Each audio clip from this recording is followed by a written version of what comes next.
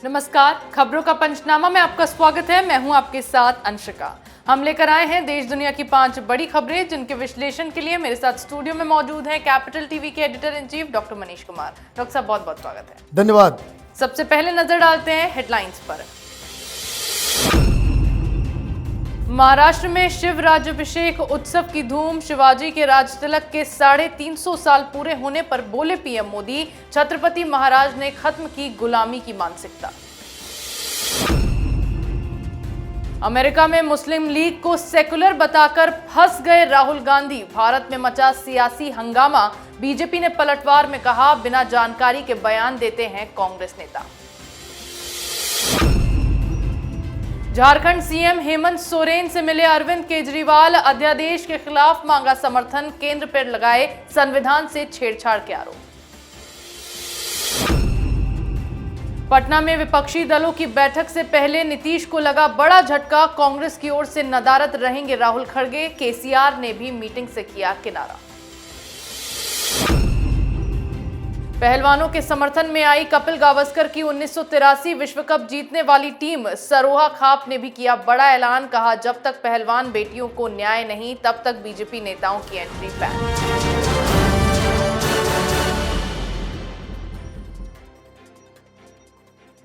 और खबरों की शुरुआत में बात करेंगे शिवाजी महाराज के राज्य अभिषेक जयंती की। महाराष्ट्र में आज छत्रपति शिवाजी महाराज की 350वीं राज्याभिषेक जयंती मनाई गई। इस दौरान प्रधानमंत्री नरेंद्र मोदी ने देश को बड़ा संदेश दिया।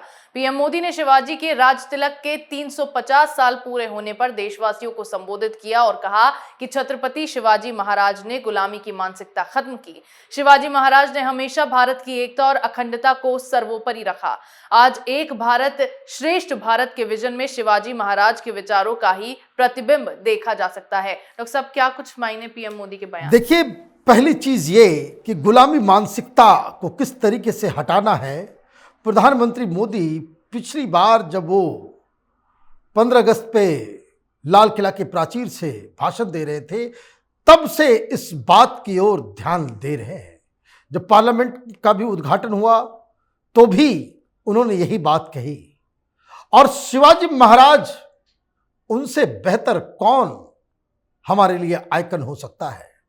लेकिन इतिहास के पन्नों में छत्रपति शिवाजी महाराज को किस तरीके से साइड किया गया।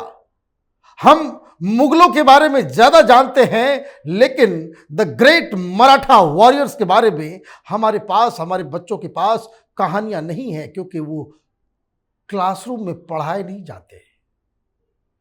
छत्रपति शिवाजी महाराज पहले ऐसे शासक हैं जिन्होंने ये ऐलान किया था, हिंदू राष्ट्र। और हम पढ़ते किनको हैं? तो जो हमारे दुश्मन हैं। महाराष्ट्र के अंदर अब तो शायद नाम बदल दिया गया, औरंगाबाद। औरंगजेब के नाम पे कई सारी चीजें हैं। और हिंदुस्तान का ये अब तक का सबसे धुरंधर सेनाध्यक्ष छत्रपति शिवाजी महाराज ने दांतों तले चना जो है वो चबा दिया था। बहुत परेशानी हो रही थी, लड़ नहीं पा रहे थे। लेकिन इस तरह के समारोह से हिंदुस्तान की जो नई पीढ़ी है उनको सीख लेनी चाहिए। और हमेशा इस बात को ध्यान रखना चाहिए कि इतिहासकारों ने, खास करके कांग्रेसी और वामपंथी इतिहासकारों ने, हिंदुस्तान के सच्चे सपूतों को साइड में रखा और विदेशी आक्रांताओं को हीरो बनाने में जुटे रहे। जी बिल्कुल, पीएम मोदी ने शिवाजी के राजतिलक के 350 साल पूरे होने के मौके पर देश को यह बड़ा संदेश दिया है। वहीं राहुल गांधी अपने अमेरिकी दौरे के दौरान लगातार मोदी सरकार पर हमलावर हैं। ऐसे में विदेश जाकर राहुल ने फिर ऐसा बयान दे दिया है जिससे भारत में सियासी हंगामा शुरू हो गया है। अब वॉशिंगटन के नेशनल प्रेस क्लब में सवालों का जवाब देते हुए अजीबोगरीब दावा किया गया है। भारत के विभाजन में अहम भूमिका निभाने वाली पार्टी मुस्लिम लीग को राहुल ने सेक्युलर यानी धर्मनिरपेक्ष करार दिया। राहुल के इस बयान पर बीजेपी ने पलटवार करते हुए कहा है कि राहुल गांधी को कुछ पता नहीं होता है और वो बिना सोचे समझे बयानबाजी करते हैं। उन्हें पहले इतिहास पढ़ना चाहिए, फिर बोलना चाहिए। डॉक्टर साहब, फिर एक बार राहुल गांधी ने विदेश जाकर ऐसा बयान दे दिया जिससे यहां हंगामा हो गया। देखिए बेचारे क्या करें, अमेठी की जनता ने तो भगा दिया, वो वायनाड से थे, अभी सदस्यता चली गई है, 2024 में उनको फिर लड़ना होगा, तो फिर वहां से वो लड़ेंगे। वायनाड में मुस्लिम पॉपुलेशन ज़्यादा है, वहां मुस्लिम लीग है, वहां पे पीएफआई है। अब सवाल डायरेक्टली पूछ दिया जाएगा कि ये मुस्लिम लीग कम्युनल है, तो वो तो डिफेंड करेंगे ही। कांग्रेस पार्टी के हिसाब से पूरे हिंदुस्तान में जितने हिंदू संगठन हैं वो सारे के सारे कम्युनल हैं, और जितने मुस्लिम संगठन हैं वो सब के सब सेकुलर हैं। भाई आप केरल में मुस्लिम लीग से करो तो बहुत अच्छा, आप पीएफआई के एसडीपीआई से आप कर्नाटक में गठबंधन करो तो वो सेकुलर, आप फुरफुरा शरीफ के मौलाना के साथ बंगाल में आप गठबंधन करो तो वो सेकुलर बन जाता है, बदरुद्दीन के साथ आप असम के अंदर में गठबंधन करो तो वो जो है बन जाता है सेकुलर। दिक्कत क्या है कि ये इन्होंने कभी इतिहास की पढ़ाई की नहीं। भाई कोई पार्टी सेकुलर है तो उसका क्या चिन्ह है, कैसे उसकी पहचान होगी?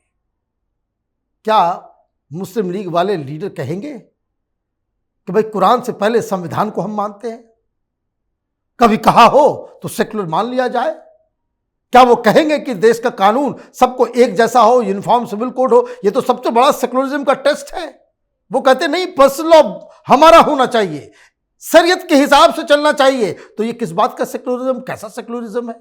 और रही बात कट्टरपंथता की, तो केरल के अंदर मलाड में जो है एक मैसेकर हुआ हिंदुओं को, जुडिशियल कमीशन बैठी और उसका क्या निष्कर्ष निकला कि जो हिंदुओं का जो मैसेकर हुआ है, जनसंहार हुआ है, उसके पीछे यही इंडियन यूनियन मुस्लिम लीग है जो कांग्रेस पार्टी की अलायंस पार्टनर है।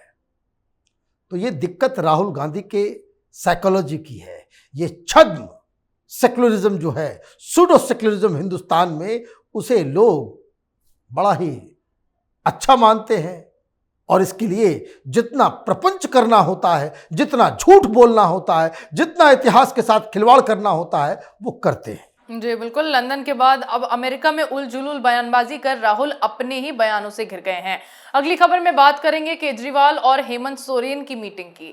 दिल्ली के सीएम अरविंद केजरीवाल केंद्र के अध्यादेश के खिलाफ विपक्ष को एकजुट करने में लगे हैं। इसी कड़ी में उन्होंने झारखंड के सीएम हेमंत सोरेन से मुलाकात की। लोकसभा चुनाव 2024 से पहले केजरीवाल ने हेमंत सोरेन से कई मुद्दों पर चर्चा की। रांची में सोरेन से मुलाकात के बाद केजरीवाल ने प्रेस कॉन्फ्रेंस कर केंद्र सरकार पर संविधान से छेड़छाड़ और दिल्ली सरकार को काम ना करने देने का आरोप लगाया। डॉक्टर साहब, क्या कुछ मीटिंग में हुआ? मीटिंग में क्या होगा? कुछ नहीं होगा। अली बाबा 40 चोर, यही कहानी चल रही है। ये कट्टर ईमानदार खुद को कहता है, कहां जाकर के मदद मांग रहा है, तो कभी लालू यादव के पास, तो कभी केसीआर के पास, कभी स्टालिन के पास, और आज हेमंत सोरेन के पास। हेमंत सोरेन साहब झारखंड के मुख्यमंत्री हैं। ऐसे मुख्यमंत्री है, मुख्यमंत्री बनते अपनी ही कंपनी को वो कोयला खदान जो है आवंटित कर दिया। बताइए, केस चल रहा है, भ्रष्टाचार चरम पे है वहां पे, लेकिन इसे कोई परवाह नहीं है। ये तो लोगों को ठगता आया है और उसी में ये जुटा हुआ है। लेकिन बुरी खबर इनके लिए दिल्ली से आई है। बुरी खबर ये है कि कांग्रेस पार्टी लगातार इस बात को कह रही कि हम केजरीवाल के समर्थन में नहीं खड़े हो सकते। और रही बात फेडरलिज्म की, संविधान की, तो ये केजरीवाल जो है भीमराव अंबेडकर के नाखून के बराबर तक नहीं है। कॉन्स्टिट्यूएंट असेंबली में बाबा भीमराव अंबेडकर ने साफ साफ कहा था कि दिल्ली में कोई भी सरकार होनी नहीं चाहिए, और अगर है भी तो उसे बहुत ही कम पावर, एक म्युनिसिपैलिटी की पावर से ज्यादा नहीं होना चाहिए। दो पावर सेंटर देश की राजधानी पे हो, ये नामुमकिन है। जवाहरलाल नेहरू ने भी यही कहा, लाल बहादुर शास्त्री ने भी यही कहा। तमाम लोग जो संविधान के रचयिता हैं, उन्होंने इसके बारे में जो राय दी है वो बेकार है। और ये हिंदुस्तान के राजनीति का नटवर लाल जो कह रहा है वो सही है। शर्म आनी चाहिए उन तमाम लीडर्स को जो बाबा भीमराव अंबेडकर की बातों को काट के केजरीवाल के साथ खड़े हैं। जी बिल्कुल, हेमंत सोरेन से मुलाकात के पीछे भी केजरीवाल का मुख्य एजेंडा केंद्र सरकार का वो अध्यादेश ही है जिसकी वजह से दिल्ली सरकार के हाथों से पावर छीन ली गई। आगे बात करेंगे 12 जून को होने वाली विपक्षी दलों की बैठक की। पटना में 12 जून को बीजेपी विरोधी दलों की विपक्षी एकता मीटिंग होने वाली है, लेकिन उससे पहले नीतीश कुमार को बड़ा झटका लगा है। सूत्रों के हवाले से ये जानकारी सामने आई है कि जिस पार्टी के नेताओं से सबसे पहले मुलाकात के बाद नीतीश विपक्ष को एकजुट कर रहे थे, उसी कांग्रेस की ओर से राहुल गांधी और पार्टी अध्यक्ष मल्लिकार्जुन खड़गे मीटिंग में शामिल नहीं होंगे। इसके साथ ही विपक्षी एकता की कवायद में लगे नीतीश कुमार को केसीआर का समर्थन नहीं मिलेगा। हालांकि बीजेपी के नवीन पटनायक ने इस मीटिंग से पहले ही किनारा कर लिया था। डॉक्टर साहब, क्या अब ये विपक्षी एकता में फूट की तरह देखा जाएगा? मुझे तो तरस आ रहा है नीतीश बाबू के ऊपर। किसी ने फुलंगी पे चढ़ा दिया और उसके बाद सीढ़ी लेके भाग गए। अब उतरेंगे कैसे? सबसे पहले कांग्रेस के साथ बैठ के ये प्लान कर रहे थे। राहुल गांधी तो चले गए, 11 तारीख को आना था, कल खबर आ गई कि नहीं अब 18 को आएंगे, मतलब 12 को वो नहीं रहेंगे। फिर सवाल उठा कि भाई पटना में जो मीटिंग हो रही है विपक्षी एकता की, उसमें कौन जाएगा? तो जयराम रमेश ने कहा कि अभी तय कर रहे हैं, खड़गे साहब तो नहीं जाएंगे, लेकिन उनकी जगह पे कौन जाएगा ये तय करेंगे। तो सुरजेवाला शायद जाए। तो सुरजेवाला अगर जाएंगे तो अभी तो 1 विकेट गिरा है उधर। केसीआर ने कह दिया कि हम नहीं जाएंगे। पटनायक साहब पहले ही मना कर चुके हैं। और जब कांग्रेस पार्टी का कोई स्पोक्स पर्सन टाइप का लीडर वहां पहुंचेगा तो आप यकीन मानिए शरद पवार भी कहेंगे हम नहीं जाएंगे। फिर ममता भी कहेगी भाई कोई नहीं आ रहा है तो फिर हम कहां से आए, क्यों आए? मतलब यहां दिक्कत क्या है? विपक्षियों के बीच एकता है नहीं। आम आदमी पार्टी कांग्रेस को गालियां दे रही है, कांग्रेस पार्टी आम आदमी पार्टी को गालियां दे रही है, कांग्रेस पार्टी के विधायक को ममता बनर्जी खा जा रही है, कांग्रेस पार्टी ममता के ऊपर हमला कर रही है, केसीआर के ऊपर कांग्रेस पार्टी हमला कर रही है, केसीआर कांग्रेस पार्टी पे हमला कर रहे हैं। कौन किसके साथ है समझ में नहीं आ रहा। बस एक ध्येय है, एन केन प्रकारेण प्रधानमंत्री मोदी को किसी तरीके से बेइज्जत करना, उनको जलील करना और उनके खिलाफ एक गठबंधन तैयार करना, जो होता दिख नहीं रहा। जी बिल्कुल, कांग्रेस से राहुल और खड़गे का गायब होना और केसीआर के इस मीटिंग से किनारा करने पर अब नीतीश की विपक्ष को एकजुट करने की कवायद पर पानी फिरता नजर आ रहा है। आज की आखिरी खबर में बात करेंगे पहलवानों के फ्लॉप धरने की। बजरंग पूनिया, साक्षी मलिक के नेतृत्व में भारत के ओलंपिक पदक विजेता पहलवान भारतीय कुश्ती संघ के अध्यक्ष बृजभूषण शरण सिंह का लगातार विरोध कर रहे हैं। बृजभूषण पर यौन शोषण के आरोप लगे हैं और पहलवान उनकी गिरफ्तारी की मांग कर रहे हैं। इस बीच पहलवानों को 1983 वर्ल्ड कप जीतने वाली टीम इंडिया के खिलाड़ियों का समर्थन मिला है। वहीं पहलवानों के समर्थन में हरियाणा में पंचायतों का दौर जारी है, जहां सोनीपत के गांव राठधाना में सरोहा खाप पंचायत ने फैसला किया है कि जब तक पहलवानों की मांग पूरी नहीं होगी तब तक गांव में बीजेपी के नेता और कार्यकर्ताओं के घुसने पर बैन रहेगा। डॉक्टर साहब, एक तरफ खाप का ये बड़ा ऐलान, दूसरी तरफ 1983 की जो वर्ल्ड कप टीम है उसने भी समर्थन कर दिया। देखिए, ये समर्थन और ये सारी चीजें, ये बार बार मैं कह रहा हूं, ये जो मीडिया के अंदर जो दलालों का एक जत्था है, ये वही हश्र होने वाला है। भाई किसान को अन्नदाता अन्नदाता अन्नदाता करते रह गए। उस आंदोलन से क्या मिला? आतंकवादी, ये तमाम खालिस्तानी, क्या हश्र हुआ? दिल्ली की सड़कों पे दंगा, सीए, क्या हुआ नतीजा? 53 लोगों की मौत हो गई। और कहां है अभी पहलवान? आज तो नजर आए नहीं कहीं। अब तो हर जगह राकेश टिकैत नजर आ रहा है। यह आंदोलन जीवियों का जत्था जो है वो हाईजैक कर लिया। अब वो माल कमा रहा होगा कि अब आंदोलन कर रहे हैं, वो पार्टी दो, वो पार्टी दो, ये ऐसे करो, वैसे करो। ये वही हाल है। अगले साल इलेक्शन होना है तो जाट वर्सेस माने हिंदू वोट बैंक को अंदर, हिंदू समाज के अंदर कैसे टूट फूट किया जाए, इसी की कवायद है। बेवकूफ लोग वो हैं जो इमोशनल फूल बनकर वो आ जाते हैं समर्थन में। जिस तरह से वो किसान जो आंदोलन कर रहे थे वो किसान नहीं थे, ये सब दलाल थे, सब जाकर के चुनाव लड़े जाकर के और सबकी जमानत जब्त हुई। ये पहलवान भी कल चुनाव लड़ेंगे, आप लिख करके रख लीजिए इसको। कारण क्योंकि ये पहलवान नहीं रहे, ये राजनीति कर रहे हैं, राजनीतिक खेल में अपने हाथ। और ये जो है पदक का ड्रामा, तो खिलाड़ी हैं तो हम ये हैं तो वो हैं। भाई कितने कितने चीजों को लेकर के आप आओगे, कभी किसान के रूप में, कभी मुसलमान के रूप में, कभी पहलवान के रूप में, तो ये ड्रामा चलता रहेगा। ये भारतीय जनता पार्टी का बनाया हुआ प्रॉब्लम है, उनको ही संभालना पड़ेगा।